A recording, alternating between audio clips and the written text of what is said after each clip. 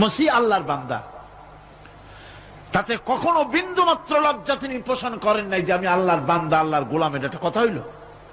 এরকম লজ্জা তিনি পোষণ করেন। এমনকি তার নিকটবর্তী ফেরেশতা যারা, তারাও আল্লাহর বান্দা গোলাম হওয়ার জন্য তাদের ভিতরে কোনো লজ্জা নাই।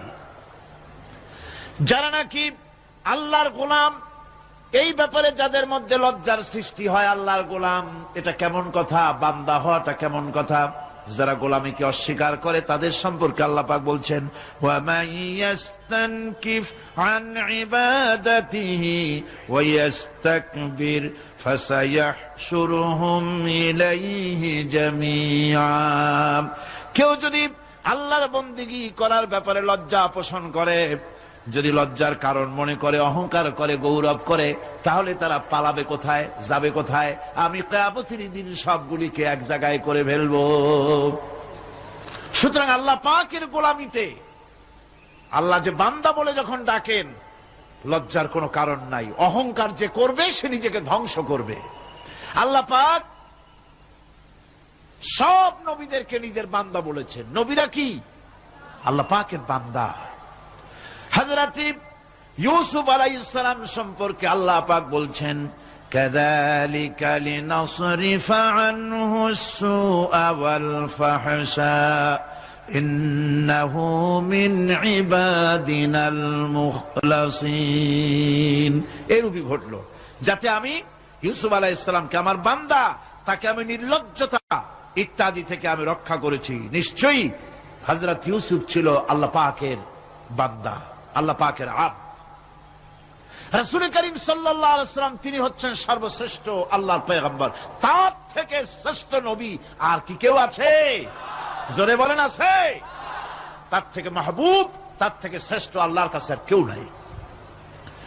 সেই নবীকে আল্লাহ রাব্বুল আলামিন কোরআনে কারীমের ভিতরে তাকে আব্দ বলেছেন। কি বলেছেন? অনেকগুলি আয়াত আছে যে আয়াতের ভিতরে আল্লাহ পাক তার নাম নেন নাই, নবী বলেন নাই, রাসূল বলেন নাই, শুধু বলেছেন আব্দ। যেমন ফাআওহা ইলা আবদিহি মা আওহা। অতঃপর তার বান্দার নিকট যা ওহী করার ছিল তা তিনি করলেন। সেই বান্দাকে আল্লাহ সাল্লাল্লাহু আলাইহি ওয়াসাল্লাম। সুতরাং আবদিয়াত, ইবাদত, গোলামি, এটা হচ্ছে মানুষের জীবনের সবচেয়ে বড় মর্যাদাকর খেতাব, আল্লাহর পক্ষ থেকে আল্লাহর বান্দা হওয়া। গোলামি পরিপূর্ণ রূপে হবে কেবলমাত্র আল্লাহ পাকের। এই গোলামির জন্যই আল্লাহ পাক আমাদেরকে সৃষ্টি করেছেন, অন্য কোনো কাজে আমাদেরকে সৃষ্টি করেন নাই। আমাদেরকে গোলামি করতে হবে, আনুগত্য করতে হবে কেবলমাত্র কার বলুন তো? এই গোলামি যদি সঠিকভাবে করি, যদি বান্দারা যারা আল্লাহ পাকের বান্দা বলে, গোলাম বলে নিজেদেরকে দাবি করে, যদি সঠিকভাবে ইবাদতটা করা যায়, তাহলে আল্লাহ তাদের জন্য কি ওয়াদা করেছেন শুনুন। দুনিয়ায় তাদেরকে আল্লাহ পুরস্কার দেবেন, আখিরাতেও দেবেন। এটা বন্ধ করুন। দুনিয়া এবং আখিরাতে আল্লাহ পুরস্কার দেবেন। সে পুরস্কারটা কি? দুনিয়ার পুরস্কারটা আগে শোনেন। আল্লাহ পাক বলেন, যারা আমার ইবাদত করবে তাদের ব্যাপারে আমার ওয়াদা শোনো। وعد الله الذين آمنوا وعملوا الصالحات ليستخلفنهم في الأرض كما استخلف الذين من قبلهم। তোমাদের মধ্যে যারা ঈমান এনেছে এবং সৎ কাজ করেছে, আল্লাহ রাব্বুল আলামিন তাদের ব্যাপারে আল্লাহর ওয়াদা হচ্ছে, আল্লাহর প্রতিজ্ঞা হচ্ছে, আল্লাহ ওয়াদা করতেছেন তাদেরকে জমিনের উপরে প্রতিষ্ঠিত করবেন। যেমন করে তোমাদের পূর্বপুরুষদেরকে প্রতিষ্ঠিত করা হয়েছিল, ওইভাবে তোমাদেরকে প্রতিষ্ঠিত করা হবে। সুবহানাল্লাহ। প্রতিষ্ঠিত করা হবে মানে রাষ্ট্র ক্ষমতা দেওয়া হবে। কি দেওয়া হবে? যদি গোলাম হও। যদি কি হও? গোলাম। আল্লাহ পাক বলছেন শুধু তাই নয়, আমি আমার দিনকে যারা প্রতিষ্ঠা করবে, আমার গোলামেরা যদি, আমার বান্দারা সঠিকভাবে যদি আমার গোলামি করে, ঈমান আনে, আমলে সালেহ করে, নেক কাজ করে, আমি তাদেরকে রাষ্ট্র প্রতিষ্ঠার সুযোগ করে দেব। আর তাদের জন্য ভীতির পরিবর্তে, সন্ত্রাসের পরিবর্তে শান্তি কায়েম করে দেব। সুবহানাল্লাহ। وَلَيُمَكِّنَنَّ لَهُمْ دِينَهُمُ الَّذِي ارْتَضَىٰ لَهُمْ وَلَيُبَدِّلَنَّهُم مِّنْ خَوْفِهِمْ أَمْنًا। তাদের দিনকে তারা নিজেদের জন্য যা পছন্দ করেছে অবশ্যই তিনি তা কায়েম করে দিবেন, এবং সন্ত্রাস আর ভীতির পরিবর্তে আল্লাহ নিরাপত্তা দান করবেন। জোরে কোন সুবহানাল্লাহ। সন্ত্রাস বন্ধ হবে, চুরি ডাকাতি জেনা ব্যভিচার সব বন্ধ হয়ে যাবে। তোমরা ক্ষমতায় থাকবে, তোমরা ডমিনেটেড হবে না, তোমরা ডমিনেট করবে, গোটা পৃথিবীকে শাসন করবে, শাসিত তোমরা হবে না। আর ভীতির পরিবর্তে নিরাপত্তা তোমরা লাভ করবে। কি করলে? ইয়াবুদুনানি লা ইউশরিকুনা বি শাইআ। সুতরাং তারা যেন আমার ইবাদত করে এবং আমার সঙ্গে যেন কাউকে শরীক না করে। আল্লাহ বলছেন, তোমরা যদি আমার সাথে শরীক না করো, ইবাদতের মধ্যে কাউকে যদি শরীক স্থাপন না করো, আর যদি তোমরা আমার ইবাদতটা সলিড ভাবে আমার জন্যই করো, তাহলে রাষ্ট্র ক্ষমতা তোমাদের হাতে আসবে, সন্ত্রাস নির্মূল হবে, শান্তি প্রতিষ্ঠিত হবে। এই হচ্ছে দুনিয়ার পুরস্কার। এটা কিসের পুরস্কার? আর আখিরাতের পুরস্কারের কথা বলা হচ্ছে। وَمَن يُطِعِ اللَّهَ وَرَسُولَهُ وَيَخْشَ اللَّهَ وَيَتَّقِهِ فَأُولَئِكَ هُمُ الْفَائِزُونَ। যে ব্যক্তি আল্লাহ এবং রাসূলের আনুগত্য করেছে, আল্লাহকে ভয় করে চলেছে, তার গজব থেকে বেঁচে রয়েছে, সেই হচ্ছে সফল কাম। সফল কাম মানে কি? কিয়ামতের দিন আল্লাহ পাক তাদেরকে জান্নাত দান করবেন। আল্লাহ পাক তাদেরকে কিয়ামতে কি দিবেন? জান্নাত দিবেন, চিরস্থায়ী শান্তির জায়গা, সেই জান্নাত লাভ করা যাবে। আজ ইবাদতের এই যে গুরুত্বপূর্ণ ইবাদত, এই ইবাদতের ভুল অর্থ সমাজের ভিতরে ছড়িয়ে আছে। সাধারণ মানুষও ভুল করেছে, অসাধারণ মানুষেরাও ইবাদতের ভুল অর্থ করে ভুলের মধ্যে নিমজ্জিত আছে বিরাট সংখ্যক লোকেরা। সাধারণ মুসলমানেরা তারা যে ভুলটা করলো ইবাদতের অর্থ করতে গিয়ে, সেটা হলো এই, সাধারণ লোকেরা মনে করলো কয়েকটা অনুষ্ঠানের নাম হচ্ছে ইবাদত, নামাজ, রোজা, হজ, যাকাত, সাদকা, ফিতরা, এর নাম হলো ইবাদত। অনুষ্ঠান শেষে তারা নিজেদেরকে স্বাধীন মনে করলো। তারা আল্লাহ পাকের প্রত্যেকটি আইনের ধারাকে লঙ্ঘন করলো। বছরে একবার রোজা রেখে, বছরে 1 মাস রোজা রেখে মনে করলে ইবাদত শেষ। 5 ওয়াক্ত নামাজ পড়ে মনে করলে ইবাদত শেষ। আমি প্রশ্ন করি, 5 ওয়াক্ত নামাজের নামই যদি হয় ইবাদত, 5 ওয়াক্ত নামাজের নামই ইবাদত, এটাই যদি হয়, তাহলে 5 ওয়াক্ত নামাজ পড়তে সময় লাগে কত? উজু টুজু করে বড় জোর 1-1.5 ঘন্টা সময় লাগে 5 ওয়াক্ত নামাজ পড়তে। তো এর নাম যদি হয় ইবাদত, তার অর্থ কি দাঁড়াবে? অর্থ দাঁড়াবে আপনি 24 ঘন্টার ভিতরে 1 থেকে 1.5 ঘন্টার জন্য আল্লাহর গোলাম, বাকি 22 ঘন্টার জন্য শয়তানের গোলাম হতে কেউ রাজি আছেন? রোজার নামই যদি হয় শুধু ইবাদত, তাহলে তার অর্থ দাঁড়াবে বছরের ভিতরে 1টা মাসের জন্য আপনি আল্লাহর গোলাম, আর 11 মাসের জন্য শয়তানের গোলাম হতে কেউ রাজি আছেন? তাহলে বিষয়টা কি? বিষয়টা হচ্ছে নামাজ, রোজা, হজ, যাকাতি শুধুমাত্র ইবাদত নয়, আনুষ্ঠানিক ইবাদত তো বটেই, কম্পালসারি ইবাদত তো বটেই, কিন্তু শুধুমাত্র নামাজ, রোজা, হজ, যাকাত ইবাদত শুধুমাত্র নয়, এগুলি হচ্ছে ইবাদতের পার্ট, ইবাদতের অংশ। বরং জীবনের সব ক্ষেত্রে আল্লাহর হুকুমকে মানার নামই হচ্ছে। ভাইরা আমার, একদিকে নামাজ রোজা করছি, অন্যদিকে আল্লাহর আইনের প্রতিটি ধারাকে লঙ্ঘন করে চলছে, মিথ্যা ওয়াদা করে, মিথ্যা কথা বলে, সুদ খায়, ঘুষ খায়, জেনা করে, এরপরে অন্যের হক নষ্ট করে, প্রতিবেশীর হক নষ্ট করে, হারাম মাল খায়, হকদারের হক নষ্ট করে, প্রতিবেশীর হক নষ্ট করে, জিন্দা মুর্দা মানুষকে নিজের জন্য শক্তিধর বলে মনে করে, এক টুকরা রুটির জন্য অথবা 1 ফোঁটা 1 ঘটি পানির জন্য কাফেরের কাছে হাত পেতে দাঁড়ায়া থাকে। এই যদি অবস্থা হয়, এটাই যদি হয় ঈমান, আর এটার নামে যদি ইবাদত হয়, তাহলে এই পৃথিবীর মুসলমানের আজ লাঞ্ছিত কেন? আল্লাহর ওয়াদা কি মিথ্যা? নাউযু বিল্লাহি মিন যালিক। আমাদের ইবাদত যদি ঠিক হয়, যদি সত্যিকারের ইবাদত যদি আমরা করে থাকি, তাহলে ক্ষমতায় ইমানদারেরা নাই কেন? বিশ্ব জুড়ে মুসলমানেরা লাঞ্ছিত কেন? তাহলে বুঝতে হবে ইবাদতের মধ্যে বিরাট গরমিল করে ফেলেছি, ঠিক কিনা? লক্ষ্য করুন, যেই লোকটা হজ করতেছে, উমরা করতেছে, নামাজ পড়তেছে, মসজিদ মাদ্রাসায় চাঁদা দিতেছে, ওই লোকটি আবার ব্যাংকের থেকে সুদের টাকা নিয়ে ব্যবসা চালাইতেছে। ব্যবসা ঠিক রাখার জন্য, ইনকাম ট্যাক্স ফাঁকি দেওয়ার জন্য ব্যবসায়ীরা 2 ধরনের 3 ধরনের খাতা মেনটেন করছে। কথা ঠিক কিনা? মিথ্যা কথা বলছে, ঘুষ দিতেছে, বেশি করে বিদ্যুতের বিল যাতে না আসে সেজন্য যারা বিদ্যুৎ লাইনে আছে তাদেরকে পয়সা দিয়ে ম্যানেজ করতেছে, ঠিক কিনা? মিল কল কারখানা যাদের আছে, লক্ষ লক্ষ টাকা বিদ্যুৎ বিল হয়, কিন্তু লাইনম্যানদের সঙ্গে ম্যানেজ করে গভর্নমেন্টকে ফাঁকি দেওয়া হচ্ছে, ঠিক কিনা? গম তোমার নামাজের দাম কি?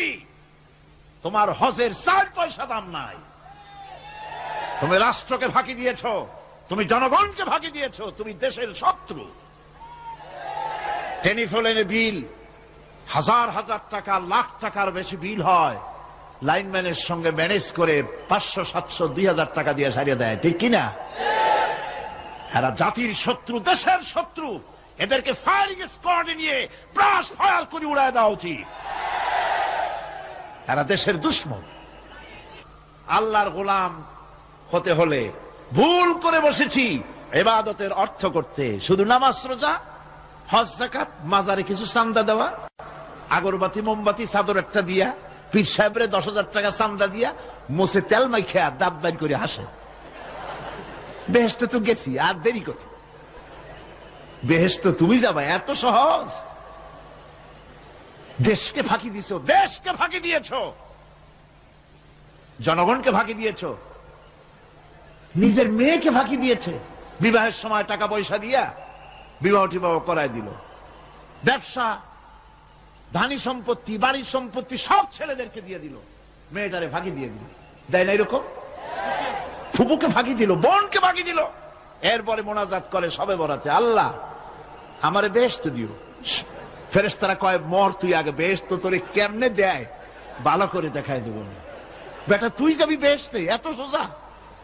ওটা মামু বাড়ির বারান্দা নাকি? এত সহজ নয়। সুতরাং সাধারণ মানুষ মারাত্মক ভুল করেছে এখানে। নামাজ, রোজা, হজ, যাকাত ইবাদত, আর কিছু কি ইবাদত মনে করে নাই? আপনার চাকরি আপনার ইবাদত, চাকরিতে ফাঁকি দেওয়া যাবে না। আপনি সুস্থ মানুষ, মেডিকেল লিভ নিয়ে ওয়াজ মাহফিল অথবা কোনো ইজতেমায় যাওয়া যাবে না, কোনো চেল্লা দিতে যাওয়া যাবে না। মেডিকেল লিভ নিয়ে আপনি সুস্থ মানুষ, কেন আপনি মেডিকেল লিভ নিচ্ছেন? আপনি ফাঁকি দিতে পারবেন না। সরকারি চাকরি করেন, মিল কল কারখানায় চাকরি করেন, ফরজ নামাজ পড়েছেন ভালো কথা, সুন্নাত পড়েছেন ভালো কথা, নফল পড়বেন না। জোহরের নফল পড়া বাদ দিন। যদি আপনি চাকরিজীবী হন, চাকরি করেন, ওটাই ইবাদত। এর নাম ইসলাম, এর নাম ইসলাম। গভর্নমেন্ট যে বেতন দেয় সেই বেতনের উপরে সন্তুষ্ট থাকুন, ঘুষ খাইয়েন না। যদি বেশি বেতন লাগে গভর্নমেন্টের কাছে দাবি জানান যে আমাদের বেতন বাড়ায় দাও। ঘুষ খাবেন কেন? হারাম। জোরে কোন এটা কি? এই ঘুষের টাকা মাজারে দিয়া, পীরেরে দিয়া আল্লাহরে খুশি করবেন, এত সহজ না, এত সহজ না। সেই জন্য আমি সব ভাইদের খেদমতে আরজ করব, ইবাদত হচ্ছে জীবনের সব ক্ষেত্রে গোলামি, সকল ক্ষেত্রে গোলামি। চাকরিতে, অফিসে, আদালতে, কলকারখানায়, ক্ষেত খামারে, পার্লামেন্টে, সেক্রেটারিয়েটে, সেনানিবাসে, স্কুলে, কলেজে, বিশ্ববিদ্যালয়, সর্বত্র গোলামি কার? আল্লাহ পাকের। রিজকে হালাল করতে হবে, উপার্জনকে হালাল করতে হবে, সত্যিকারের আল্লাহর গোলাম হতে হবে। আল্লাহ রাব্বুল আলামিন বলেছেন, মা খালাকতুল জিন্না ওয়াল ইনসা ইল্লা লিয়াবুদুন। মানুষ আর জিন জাতিকে আমি সৃষ্টি করেছি আমার গোলামির জন্য। কার গোলামি?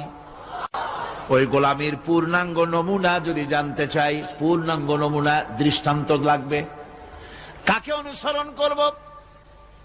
পূর্ণাঙ্গ ইবাদতের আল্লাহর গোলামীর পূর্ণাঙ্গ নমুনার জন্য কোরআনে কারিমে দৃষ্টান্ত সেট করা হয়েছে। হযরত ইব্রাহিম আলাইহিস সালামের আল্লাহ পাক বলেন, ইয ক্বালা লাহু রাব্বুহু আসলিম ক্বালা আসলামতু লিরাব্বিল আলামিন। তার অবস্থা এই ছিল, কার? ইব্রাহিম আলাইহিস সালাম। তার অবস্থা এই ছিল যে তার রব যখন তাকে বললেন আনুগত্যের মস্তককে অবনত করে দাও, তিনি বললেন আমি আমার বিশ্বপালকের সামনে মাথাটা নত করে দিলাম। সুবহানাল্লাহ, কোন শর্ত ছাড়াই মাথা নিচু করে দিলাম। এই পন্থায় তিনি যে পন্থাটা অবলম্বন করেছিলেন, এই পন্থায় চলার জন্য তার সন্তানদেরকেও তিনি হুকুম করেছিলেন। وَوَصَّى بِهَا إِبْرَاهِيمُ بِبَنِيهِ وَيَعْقُوبُ يَا بُنَيَّ إِنَّ اللَّهَ اصْطَفَى لَكُمُ الدِّينَ فَلَا تَمُوتُنَّ إِلَّا وَأَنْتُمْ مُسْلِمُونَ। ইয়াকুব এবং ইব্রাহিম আলাইহিস সালাম তার সন্তানদেরকে এই উপদেশ দিয়েছিলেন যে তিনি বলেছিলেন, হে আমার সন্তানেরা, আল্লাহ ছাড়া তোমাদের জন্য আল্লাহ পাক এই দ্বীনকে মনোনীত করেছেন। আল্লাহ পাকের আনুগত্য করবে, তার দ্বীনের প্রতি সারেন্ডার করবে। আর খবরদার মুসলমান না হয়ে যেন তোমরা মরে যেও না। মৃত্যু মুসলমান অবস্থায় থাকবে, অর্থাৎ মৃত্যু পর্যন্ত থাকবে কি অবস্থায়? মুসলমান অবস্থায়। كنتم شهداء إذ حضر يعقوب الموت إذ قال لبنيه ما تعبدون من بعدي। ইয়াকুব আলাইহিস সালাম তার মৃত্যুর সময় জিজ্ঞেস করেছিলেন, ও আমার সন্তানেরা, আমার মৃত্যুর পরে তোমরা কার ইবাদত করবে, তার কার গোলামি করবে? তারা জবাব দিলেন, قالوا نعبد إلهك وإله آبائك إبراهيم وإسماعيل وإسحاق إلها واحدا ونحن له مسلمون। নিঃসন্দেহে আমরা ইবাদত করব, গোলামি করব আপনার রবের, আপনার পিতার রবের, এবং আল্লাহর ইবাদত করব। আপনিও আপনার পূর্বপুরুষ ইব্রাহিম, ইসমাইল যে আল্লাহকে ইবাদত করেছে, সে আল্লাহ পাকের ইবাদত আমরা করব এবং তার অনুগত হয়ে থাকব। দাসত্ব এবং পূর্ণাঙ্গ দাসত্বের গোলামীর পূর্ণাঙ্গ নমুনা হচ্ছেন হযরত ইব্রাহিম আলাইহিস সালাম। আল্লাহর গোটা জমিন যখন শিরকের অন্ধকারে ডুবে গিয়েছিল, তখন হযরত ইব্রাহিম আলাইহিস সালাম তাওহীদের আলো জ্বালিয়ে দিয়েছিলেন। এই নিবেদিতদের ইমাম হিসেবে আল্লাহ পাক তাকে ঘোষণা দিলেন। কোরআনে কারীম বলছে, وَإِذَ ابْتَلَى إِبْرَاهِيمَ رَبُّهُ بِكَلِمَاتٍ فَأَتَمَّهُنَّ قَالَ إِنِّي جَاعِلُكَ لِلنَّاسِ إِمَامًا। ইব্রাহিমকে তার রব কয়েকটি বাক্য দিয়ে পরীক্ষা করলেন এবং তিনি সেই পরীক্ষাগুলোতে পাশ করলেন। তখন আল্লাহ রাব্বুল আলামিন তাকে বললেন যে আমি তোমাকে গোটা বিশ্ব মানবতার জন্য, গোটা বিশ্বের সমস্ত মানুষের জন্য আমি তোমাকে নেতা বানাবো। সুবহানাল্লাহি ওয়া বিহামদিহি। প্রথম পরীক্ষা হলো, গতকাল বলেছি, সে আগুনের পরীক্ষা। সেখানে আল্লাহ পাক তাকে পাশ করালেন, তিনি পাশ করলেন। দ্বিতীয় পরীক্ষা ছিল বিবি এবং নবজাতক সন্তানকে নিয়ে আল্লাহ হুকুম করলেন, এই বিবি আর বাচ্চারে নিয়ে মরুভূমিতে রেখে আসো। মরুভূমিতে যেখানে ঘর নাই, বাড়ি নাই, সেই জায়গায় বিবি এবং বাচ্চাকে রেখে যাওয়ার সময় তিনি বললেন, রব্বানা ইন্নী আসকানতু মিন যুররিয়াতি বিওয়াদিন গায়রি যী যারইন ইনদা বাইতিকাল মুহাররাম। হায় আল্লাহ রাব্বুল আলামিন, আমি পানি এবং তরুলতাবিহীন এক মরুভূমির ভিতরে আমার বংশের একটি অংশকে এখানে রেখে গেলাম, তোমার ঘরের কাছে পুনর্বাসিত আমি তাদের কাছে, এই ঘরের কাছে, সম্মানিত ঘরের কাছে রেখে গেলাম। পরীক্ষায় তিনি পাশ করলেন। হযরতে হাজেরা প্রশ্ন করলেন, ইব্রাহিম, পানি নাই, খাবার নাই, মানুষ নাই, ঘর নাই, বাড়ি নাই, মরুভূমির ভিতরে আমাকে আমার বাচ্চারে ফেলে রেখে যাচ্ছ কেন? কোনো জবাব নাই। 2 বার 3 বার প্রশ্ন করলেন। এরপরে তিনি আবার প্রশ্ন করলেন, বললেন, ইব্রাহিম, এটা কি আল্লাহর হুকুম নাকি? হযরত ইব্রাহিম আলাইহিস সালাম নিজের কলিজার টুকরা সন্তান আর বিবিকে রেখে যেতেছেন ভারাক্রান্ত মন নিয়ে। তিনি আকাশের দিকে আঙ্গুল উঁচু করে দেখালেন। হযরত হাজেরা